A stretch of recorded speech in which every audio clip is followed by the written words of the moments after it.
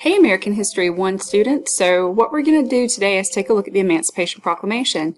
In this video, what I'd like to do is read along the Emancipation Proclamation with you. So if you wanted to pull up the PDF and follow along, or you can read by yourself, of course. And this shouldn't take very long, just a few minutes to read through it. So let's talk about the Emancipation Proclamation. The introduction says, President Abraham Lincoln issued the Emancipation Proclamation on January the 1st, 1863. As you read the proclamation, consider its impact on slaves and slaveholders. You have 3 questions that you're going to answer in a Canvas text box. And so I'm asking you to consider, before we read, one possible moral effect.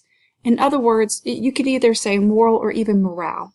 In other words, how would it impact society in general, slavery, the attitudes towards slavery and the war? So listen to what Abraham Lincoln is trying to do, because he's doing this with a very specific purpose. And then one possible military effect of the Emancipation Proclamation. In other words, going back to attitudes, think about attitudes towards war. How are people going to support or disagree with the war efforts? How about soldiers? How would this impact soldiers fighting either for the North or the South?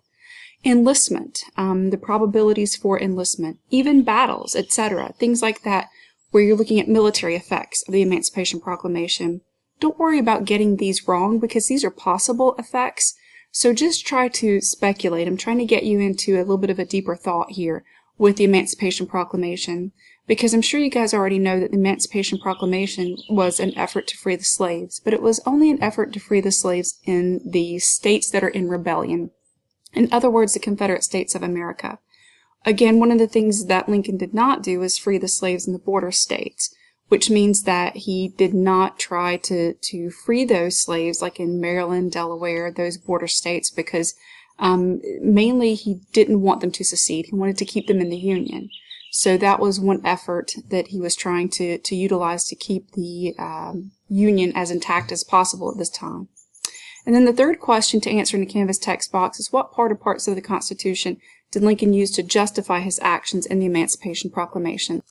So let's take a look and read through it together, if you would like to. This says, whereas on the 22nd day of September, A.D. 1862, a proclamation was issued by the President of the United States, containing among other things the following, to wit, that on the first day of January, A.D. 1863, all persons held as slaves within any state or designated part of a state, the people whereof shall then be in rebellion against the United States, shall be then, thenceforward, and forever free. And the executive government of the United States, including the military and naval authority thereof, will recognize and maintain the freedom of such persons, and will do no act or acts to repress such persons, or any of them, in any efforts they may make for their actual freedom. That the executive will on the first day of January aforesaid by proclamation designate the states and parts of states, if any, in which the people thereof respectively shall then be in rebellion against the United States, and the fact that any states or the people thereof shall on that day be in good faith represented in the Congress of the United States by members chosen thereto at election, wherein a majority of the qualified voters of such states shall have participated, shall, in the absence of strong countervailing testimony, be deemed conclusive evidence that such state and the people thereof are not then in rebellion against the United States. So basically these first 2 paragraphs is talking about protecting the freedom, and then who actually is in rebellion, and identifying those states in rebellion. Next paragraph.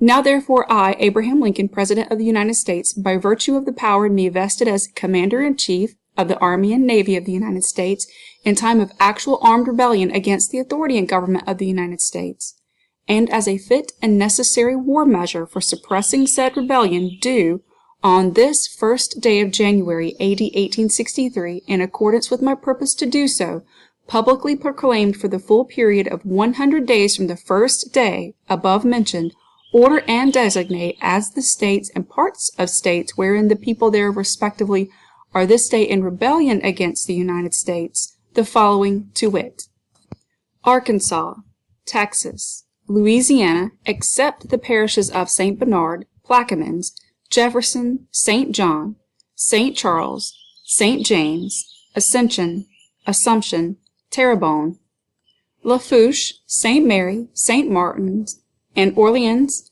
including the city of New Orleans, Mississippi, Alabama, Florida, Georgia, South Carolina, North Carolina, and Virginia, except the 48 counties designated as West Virginia and also the counties of Berkeley, Accomack, Northampton, Elizabeth City, York, Prince Anne, and Norfolk, including the cities of Norfolk and Portsmouth, and which accepted parts are, for the present, left precisely as if this proclamation were not issued.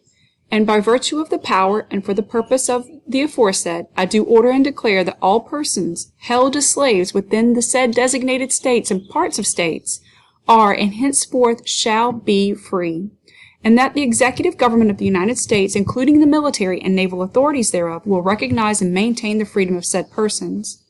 And I hereby enjoin upon the people so declared to be free to abstain from all violence, unless in necessary self-defense.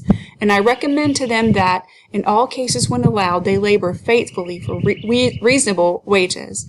And I further declare and make known that such persons of suitable condition will be received into the armed service of the United States, to garrison forts, positions, stations, and other places, and to man vessels in all sorts in said service.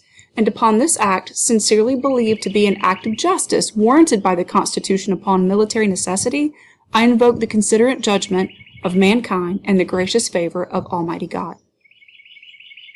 So once again, consider on our Canvas assignment page here where you're going to enter text box entry for these 3 questions, and you can just number them 1, 2, and 3, or you can copy and paste the question in them, whichever. A possible moral effect, one possible military effect, and the parts of the Constitution Lincoln used. So the Emancipation Proclamation was, of course, pretty significant, but think about the actual ramification. Everybody will say, well, the Emancipation Proclamation freed the slaves.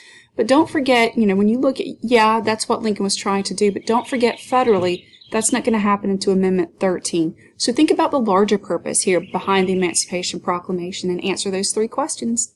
I look forward to seeing what you guys are going to write.